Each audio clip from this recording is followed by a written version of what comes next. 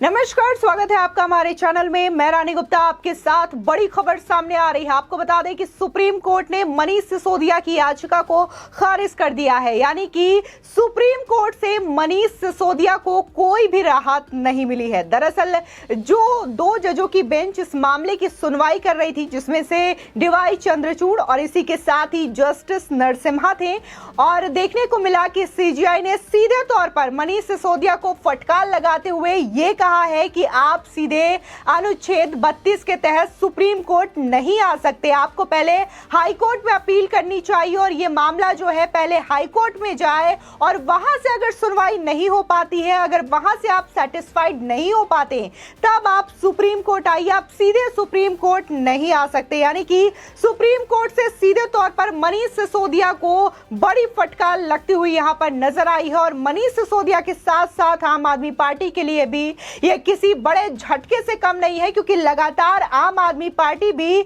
यह कह रही थी कि सीबीआई ने जो इन्वेस्टिगेशन किया है वो पूरी तरीके से गलत है, और लगातार सीबीआई के जांच को लेकर के आम आदमी पार्टी और मनीष सिसोदिया के द्वारा सवाल उठाया जा रहा था और कहा जा रहा था कि जो सीबीआई ने गिरफ्तारी की है वो पूरी तरीके से गैर कानूनी है, क्योंकि मनीष सिसोदिया की गिरफ्तारी से पहले सीबीआई की टीम ने उन्हें तलब नहीं किया था और ये नहीं कहा था कि उनकी गिरफ्तारी होगी। लेकिन सीबीआई की माने तो उनका कहना है कि तमाम ऐसे एविडेंस मिले हैं, और जब उनसे पूछताछ की जा रही थी तो कई बार उन्होंने सवालों के जवाब देने में टाल मटोल की, जिसकी वजह से सीबीआई ने उन्हें अरेस्ट किया। यानी कि यहाँ पर सीधे तौर पर सुप्रीम कोर्ट का जो रुख रहा वो बेहद सख्त नजर आया है मनीष सिसोदिया के मामले को लेकर के।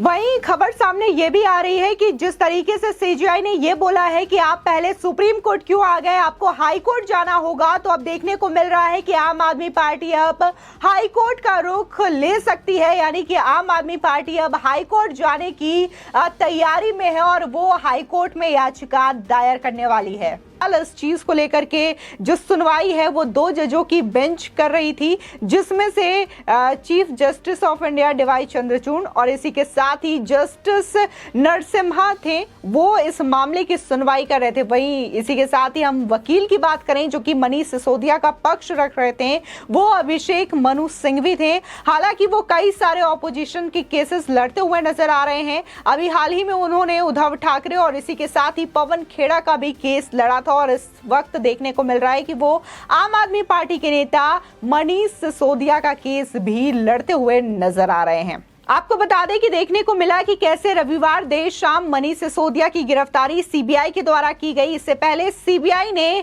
मनीष सिसोदिया को समन जारी किया था और सीबीआई दफ्तर हाजिर होने के लिए कहा गया था, ताकि शराब घोटाला मामले में उनसे पूछताछ की जा सके। जिसके बाद करीब 8 से 9 घंटे तक मनीष सिसोदिया से पूछताछ हुई। सीबीआई को उनके जवाब देने के अंदाज और जवाबों को लेकर के टाल मटोल में शक हुआ, जिसके बाद सीबीआई ने गिरफ्तार किया। इसी के साथ ही जो सीबीआई पहले से ही ये बातें कह रही थी कि उन्हें रिमांड चाहिए, जो कि राउज एवेन्यू कोर्ट ने भी सीबीआई को दी है कि मनीष सिसोदिया को वो 5 दिन की रिमांड पर ले सकते हैं। यानी कि 4 मार्च तक के लिए मनीष सिसोदिया जो है वो सीबीआई की रिमांड में है। ऐसे में जो सीबीआई है उसने पहले ही ये दलील पेश की थी राउज एवेन्यू कोर्ट में कि जो तमाम गिरफ्तारियां की गई है, चाहे फिर वो विजय नायर हो, समीर महेंद्रू हो, या फिर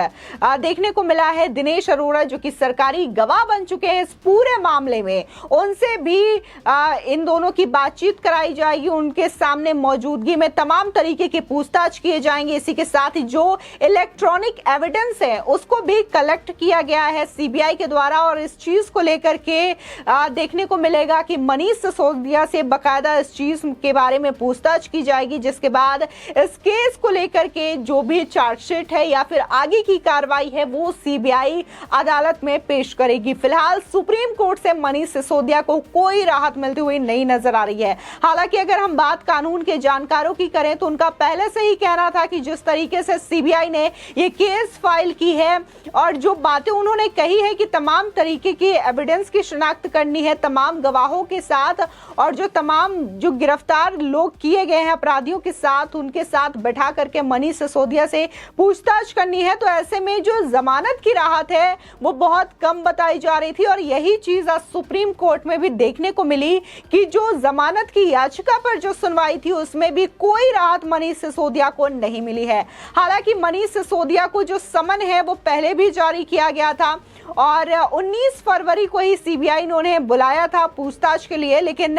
मनीष सिसोदिया ने यह कहा था कि वो शिक्षा मंत्री होने के साथ साथ दिल्ली के फाइनेंस मिनिस्टर हैं, ऐसे में उन्हें दिल्ली का बजट बनाना होगा और इसके लिए उन्हें वक्त चाहिए। जिसके बाद सीबीआई ने उन्हें 26 फरवरी को आने के लिए कहा था और पूछताछ के लिए कहा था, जिसको लेकर के आम आदमी पार्टी लगातार इसका विरोध भी कर रही थी और इसको लेकर के यही कह रही है कि ये जो है आम आदमी पार्टी की इमेज को बिगाड़ने की कोशिश की जा रही है, अरविंद केजरीवाल की इमेज को बिगाड़ने की कोशिश की जा रही है। और लगातार चाहे फिर वो संजय सिंह हो, अतीश कुमार लेना हो या फिर सौरभ भारद्वाज हो, ये तमाम जो आम आदमी पार्टी के नेता हैं वो ये कह रहे हैं कि ये जो गिरफ्तारी की गई है वो पूरी तरीके से गलत है, फर्जी केस में ये गिरफ्तारी की गई है। इसी के साथ ही अगर हम आम आदमी पार्टी के नेताओं की माने तो उनका कहना तो ये है कि जो पहले की भी गिरफ्तारियां हुई हैं, चाहे फिर वो सत्येंद्र जैन हो या फिर उनके जो लीडर हैं, एमएलए हैं अमानतुल्लाह खान हो या फिर उनके पूर्व पार्षद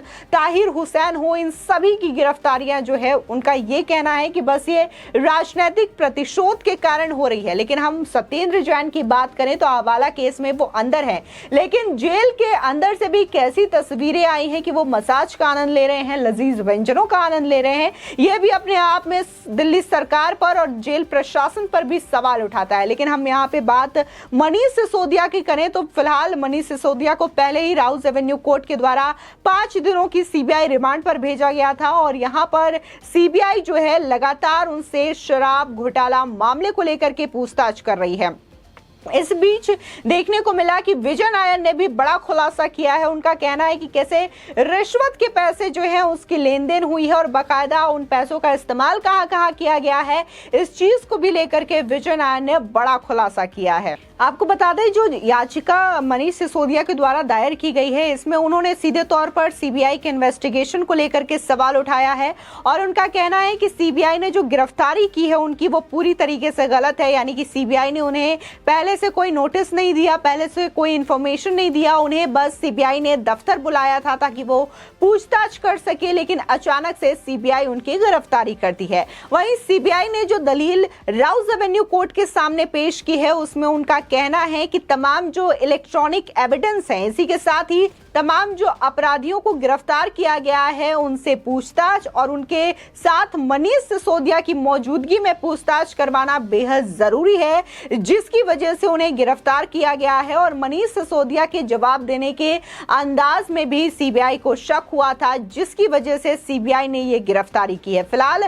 शराब घोटाला मामले को लेकर के बीजेपी हमेशा से कहती रही है कि आम आदमी पार्टी ने नई शराब नीति के तहत दिल्ली को नुकसान पहुंचाया, दिल्ली के राजस्व को नुकसान पहुंचाया। इसी के साथ ही न सिर्फ दिल्ली के राजस्व बल्कि जनता भी इस नई शराब नीति की वजह से बेहद परेशान रही, क्योंकि जनता की भी शिकायत यही है कि नई शराब नीति की वजह से हर गली हर मोहल्ले में शराब के ठेके खुल गए। इसी के साथ ही अगर बात की जाए तो यहाँ पर तमाम उन कंपनियों को भी यहाँ पर लाइसेंस दिया गया जो कि ब्लैक लिस्टेड थी, यानी कि मनीष सिसोदिया ने रिश्वत लेकर के तमाम लोगों को लाइसेंस दिया है जो कि पहले से ब्लैक लिस्टेड कंपनियां हैं। ये भी लगातार आरोप लगते हुए नजर आ रहे हैं। वहीं मनीष सिसोदिया इस पूरे मामले में फंसते हुए दिखाई दे रहे हैं। हालांकि उन्हें देखने को मिला था कि 2022 में भी बुलाया गया था नवंबर में, जिस वक्त विधानसभा चुनाव हो रहे थे और उस वक्त सीबीआई ने बुलाया था उन्हें पूछताछ के लिए, लेकिन आम आदमी पार्टी ने ऐसा माहौल क्रिएट किया था कि उस समय ही मनीष सिसोदिया की